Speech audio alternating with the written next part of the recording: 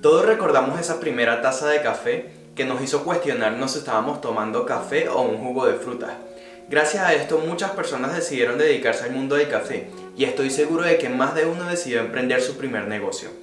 Pero en este video vamos a estudiar qué fue lo que hizo especial a esos negocios que de verdad han sido exitosos no solamente en el mundo del café, sino en todas las industrias.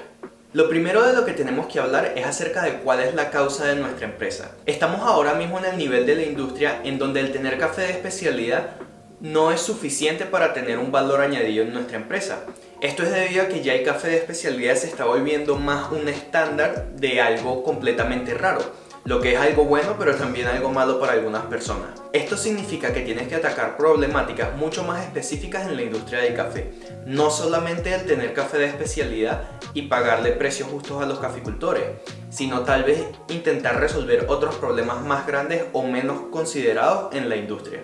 La segunda característica que debemos tomar en cuenta es que debemos crear parámetros que vayan acorde con nuestra causa. Es decir, necesitamos encontrar una manera de poder medir las cosas que queremos de verdad resolver con la creación de nuestra empresa.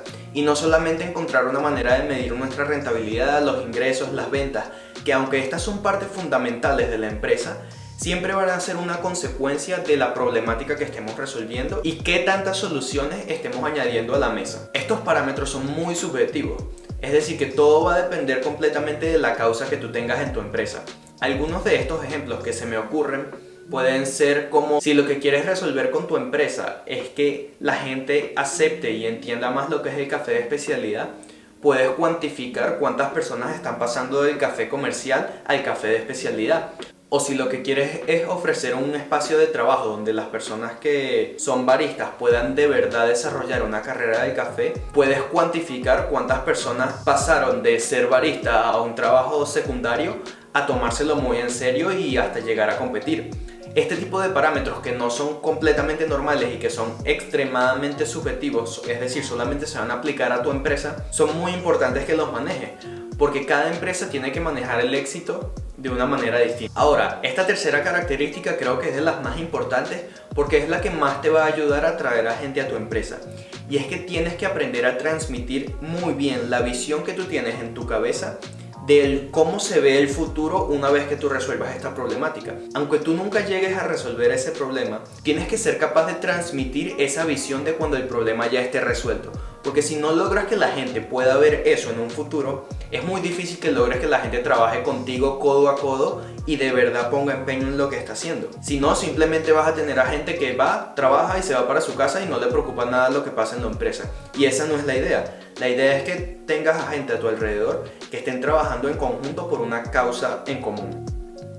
Ahora, otro punto muy importante y que tenemos que comunicar muy bien en nuestro equipo de trabajo es cuando estemos logrando o no estemos logrando nuestros objetivos.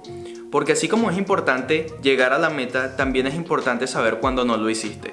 Usualmente en la mayoría de los espacios de trabajo se tiende a comunicar solamente cuando hay un problema, pero no cuando hay un logro. Y eso a largo plazo va desmotivando mucho a las personas que trabajan allí y los lleva a buscar alternativas en otros espacios de trabajo. Entonces es muy importante que estés constantemente comunicándole a tu equipo todas las cosas que están logrando y las que no. Ahora, en este último punto quiero hablar de algo muy importante, y es que las habilidades técnicas importan, pero más importan los valores de las personas. ¿Qué quiero decir con esto? Que aunque tú tengas una entrevista de trabajo con un barista y trabajes de una manera espectacular, si no está de acuerdo con lo que tú estás haciendo con tu empresa y no cree en lo que tú crees que puedes resolver, tal vez esa persona no es un buen fichaje para la empresa. Porque lo más probable es que al principio empiece muy emocionado y después con el tiempo vaya deteriorándose y no sabes por qué, no entiendes por qué, porque es un muy buen barista y es simplemente porque no cree en las mismas cosas que tú crees. No puedes imponer tus valores sobre otra persona, lo cual va a llevar toda una situación muy incómoda y tal vez muy frustrante para ti como dueño del negocio. Por eso es que en muchas situaciones es hasta mucho mejor contratar a alguien que no tenga tantas habilidades técnicas pero que tú puedas formar, pero que crea firmemente en lo que tú estás haciendo como empresa y que claramente pueda ver el futuro que tú estás intentando crear. Estos son todos los tips que les tengo en este video, muchachos, espero que les guste. Chao.